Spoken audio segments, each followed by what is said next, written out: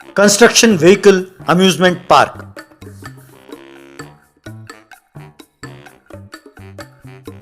बोंदी नाम के गांव में सोनू नाम का कॉन्ट्रैक्टर था। वो शहर के बड़े बड़े कॉन्ट्रैक्ट्स लेकर काम करता था, पर सोनू के काम के लिए उस गांव में कोई नहीं आगे बढ़ता था। वजह यह थी कि वो किसी को पैसे नहीं देता था।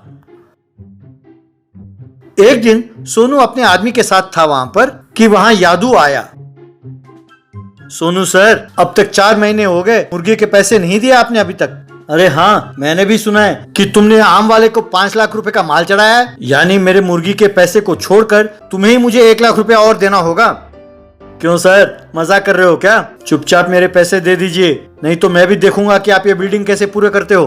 क्यों भैया, तुम्हें किसी ने बताया नहीं कि जब तुम डराते हो तो मजाक लगता है? वैसे तुम मेरे बारे में ठीक से नहीं जानते। अगर 1 रुपया नाले में गिर जाए तो मैं पास वाले के कमीज में उसे पहुंच के जेब में रख लेता हूँ। इसलिए ये बात तुम जितना जल्दी समझ जाओगे तुम्हारे लिए भी अच्छा है, मेरे लिए भी अच्छा है। अरे कमीने, तेरा बेड़ा गर्क हो जाए। दूसरों को धोखा देकर पैसे रखोगे तो कभी हजम नहीं होगा। तुम्हें सबक सिखाने वाला कोई ना कोई आएगा, वो तुम्हें गधे पे उल्टा बिठाकर तुम्हारा सर मुंडवा के पूरा शहर घुमाएगा। तब सोनू अपने आदमी से, देखा, धमकी देना छोड़ दिया, अब श्राप देना शुरू कर दिया इसने। अब छोड़ो छोड़ो, निकलो यहाँ से, तेरा बेड़ा गर्क हो, सत्यानाश हो, तेरे मुंह पर कीड़े पड़े, कहकर गाली देता हुआ वहां से चला गया।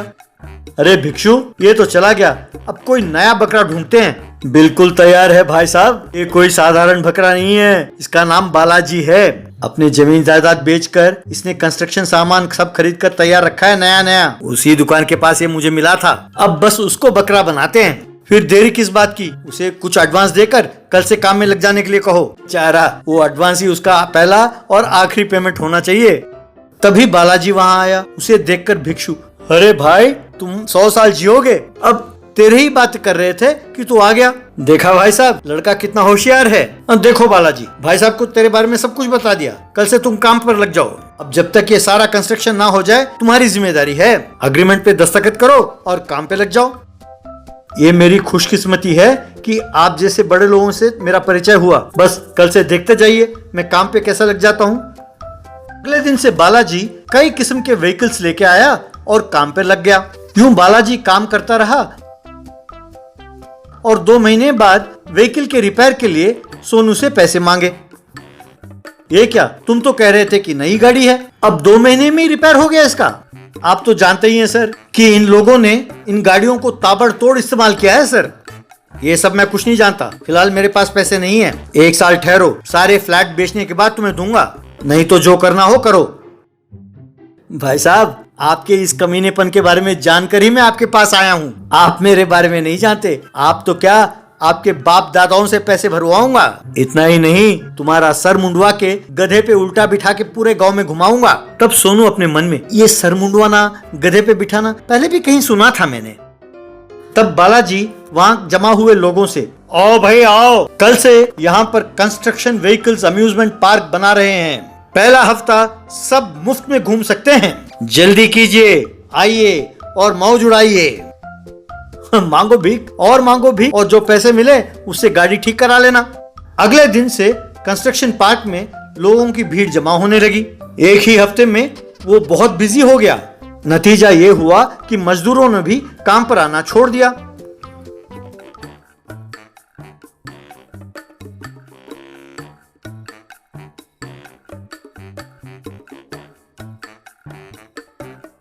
तब सोनू के पास भिक्षु आया और, भाई साहब, उस बालाजी ने हमें टोपी लगा दिया है। उसने पुराने गाड़ी खरीदे और हमारे साइट में लगा दिया। वे नई गाड़ियां नहीं है।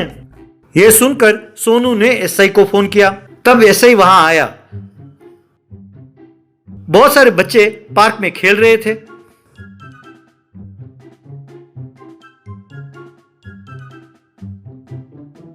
तब बालाजी एसआई से, देखिए सर, मैंने किसी को धोखा नहीं दिया, सब कुछ अग्रीमेंट के हिसाब से ही चल रहा है, चाहे तो आप खुद ही देख लीजिए। तभी सोनू के पुराने कर्जदार वहां आकर शोर मचाने लगे। अग्रीमेंट देखकर एसआई, सोनू, मैं इसमें बिल्कुल कुछ नहीं कर सकता, तुम बड़े अच्छे फंसे हो। अब जब तक तुम इन सबके पैसे नहीं दोगे तुम फ्लैट के पास भी नहीं जा सकते। अब सब लोग सोनू को गधे पे बिठाओ, सोनू को गधे पे बिठाओ, उसका सर मुंडवाओ, उसका सर मुंडवाओ कहकर चिल्लाने लगे। भाई साहब अब कुछ और नहीं कर सकते, उनके पैसे दे दीजिए वरना अपना बहुत बुरा हाल होगा। लगता है जिन्होंने एडवांस दिया वो भी कल हम पर टूट पड़ेंगे। तब हताश होकर सोनू ने पैसे मंगवाए और सबको पैसे बांट दिए। अरे तुम जानते हो बालाजी कौन है? हमारे यूनियन का प्रेसिडेंट है। हमने जाकर उनसे शिकायत किया था, तब उन्होंने ये सारा कुछ प्लान किया। अब तो जान गए होगे ना कि मजदूरों का क्या पावर होता है। ये सुनकर सोनू ने भिक्षु को खूब मारा। Watermelon truck. मादापुर नाम के गांव में एक बार इलेक्शंस आए। तभी पार्टी वाले पूरे गांव में झंडा लगा के दीवारों पे वोट फॉर लगा के पूरे गांव में सजाने लगे। उस गांव में बोकाडिया नाम का एक तरबूज का व्यापारी रहा करता था। उसको बहुत सारे तरबूज के बाग हुआ करते थे। लॉरी में तरबूज को एक्सपोर्ट भी करता था। एक बार वो अपने असिस्टेंट जगजीत से, अरे जगजीत, पता नहीं ऐसा क्यों लग रहा है कि राजनीति में आकर प्रजा सेवा करने का मन कर रहा है रे। गरीबों को तरबूज का एक टुकड़ा तक नहीं खिलाते, आप प्रजा सेवा क्या करेंगे? इनकम टैक्स से बचने के लिए और बेईमानी से पैसे कमाने के लिए ही ना आप राजनीति में आना चाहते हैं। आपकी बातें सुनने के लिए मैं कोई पागल नहीं हूँ। अरे वाह, तेरा दिमाग तो बहुत तेज चल रहा है रे। वैसे भी तू मेरा ही असिस्टेंट है ना, उतना तो रहना जरूरी है, चाहे जितने भी पैसे खर्च क्यों ना हो। इस बार इलेक्शन में किसी भी कीमत में जीतना होगा। तो फिर एक काम करो, कोई लल्लू पल्लू भी हो चाहे या आपके जैसा कोई नालायक भी हो चाहे, उसके प्लान और स्ट्रेटेजी को जो फॉलो करेगा वो पक्का जीतेगा। एक ऐसा स्पेशलिस्ट है साहब, उसका नाम है प्रभात किशोर। वो अगर कदम रखा तो आपकी जीत तो पक्की है। वैसे प्रभात किशोर नाम का व्यक्ति अगले दिन अपने कार में वहाँ पे आया। बोकाडिया उस गांव के बारे में, उस गांव की हालात के बारे में पूरी जानकारी दी। देखिए बोकाडिया साहब, मेरा फीस 50 लाख है। इलेक्शन होने तक मैं आपके साथ ही रहूंगा। इलेक्शन खत्म होने के एक पल के बाद पल भर भी नहीं रुकूंगा, क्योंकि बाहर मुझे और बहुत सारे बुकिंग्स हैं। आपको मैं जो काम करने बोलूंगा वो आपको करना होगा। क्यों, किस लिए कहकर डिटेल्स मत पूछिए। पहले हमें यूथ के ऊपर टारगेट करना होगा। उन्हें हम चीप स्मार्टफोन्स खरीद के देंगे। उससे हमारे मुकाबले में जो भी कैंडिडेट खड़ा है उसके बारे में गंदी गंदी खबरें उनकी व्हाट्सएप के जरिए फैलाएंगे। उसके बाद बूढ़े, बच्चे, औरतें और बहुत लोगों को इम्प्रेस करना होगा। पहले आप फोन बांटने का काम शुरू कीजिए। अगले दिन युवक सभी लाइन में खड़े रहे तो बोकाडिया उन्हें फोन बांटने लगा। फोन लिए युवक सभी, बोकाडिया भाई जिंदाबाद, बोकाडिया भाई जिंदाबाद, बोकाडिया भाई जिंदाबाद कहकर खुशी खुशी चिल्लाते हुए नाचने लगे। वो देखकर बोकाडिया बहुत खुश हुआ। अगले दिन औरतें सभी लाइन में खड़े होकर साड़ियां लेने लगे। उसके बाद वो सभी औरतें बोकाडिया साहब को ही हमारा वोट, बोकाडिया साहब को ही हमारा वोट कहकर चिल्लाते समय वो बहुत खुश होने लगा। बाद में एक सभा में प्रभात किशोर बोकाडिया का कान में कुछ बोलने लगा।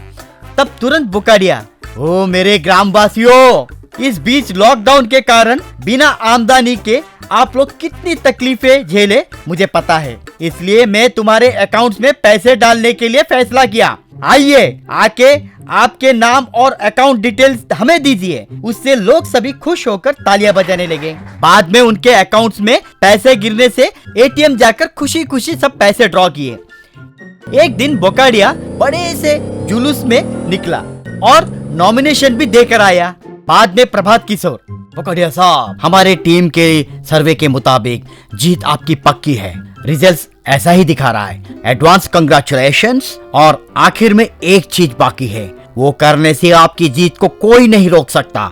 वैसे प्रभात किशोर 2 ट्रक के ऊपर 2 बड़े वाटरमेलन के फल लगाकर उन्हें टैब्स भी फिट करवाया। बाद में प्रभात किशोर, बोकाडिया साहब, आपका चिन्ह तरबूज है, आपका व्यापार भी तरबूज है, इसलिए सेंटिमेंट रहेगा सोचकर ये बंदोबस्त किया। एक वाटरमेलन में हम उसके जूस भरेंगे। वो गर्मियों के दिनों में पूरे गांव में घूमकर लोगों की प्यास बुझाएगी। लेकिन दूसरे में हम मगर दारू मिलाएंगे, मतलब विस्की। उस ट्रक के पास सिर्फ बड़े ही पिएंगे और एक ट्रक के पास बच्चे, बूढ़े, औरतें सभी पिएंगे। ऐसे करने से पक्का आपको कोई नहीं हरा सकता है। वैसे 2 तरबूज के ट्रक गांव में घूमने लगे। एक ट्रक के पास बच्चे, बूढ़े, औरतें खड़े होकर बकेट में हंडे में जूस भरने लगे और एक ट्रक के पास बड़े जूस पीकर होश खोकर डोलते हुए नाचने लगे। ये जूस बहुत अच्छा है रे, जितना पीने पर भी और पीने को मन कर रहा है। अब्बा, टेस्ट मतलब इसे कहते हैं। मैं अब इस ट्रक के पास ही रहूंगा, घर भी ले जाऊंगा। वैसे वो ट्रक जहाँ जहाँ जाता था सारे मर्द उसके पीछे भागने लगे। एक दिन एक युवक उस ट्रक का जूस पिया। बाद में उसको सूंघकर एक बोतल में उस जूस को भरकर वो निकल गया। वो सीधा इलेक्शन कमिश्नर ऑफिस में गया। वहां पे इलेक्शन ऑफिसर से, सर, वो बोकाडिया नाम का व्यक्ति जूस में दारू मिला के पूरे गांव के लोगों को पिला रहा है सर। चाहिए तो मैं ये बोतल लेकर आया हूँ। मैं जो बोल रहा हूँ वो सच है कि नहीं आपको ही मालूम पड़ जाएगा, कहकर उसने बोतल दिया। अगले दिन इलेक्शन ऑफिसर पुलिस के साथ बोकाडिया के घर आया। उन्हें दूर से देखा तो प्रभात किशोर वहां से भाग गया। वो आके बोकाडिया को अरेस्ट करके लेकर गया। जेल के पास ऑफिसर, मिस्टर बोकाडिया, तेरे ऊपर एफआईआर भी लग गया है। तू इलेक्शन में खड़ा रहने का मौका हमेशा के लिए खो दिया है। वहां पे रहा जगजीत।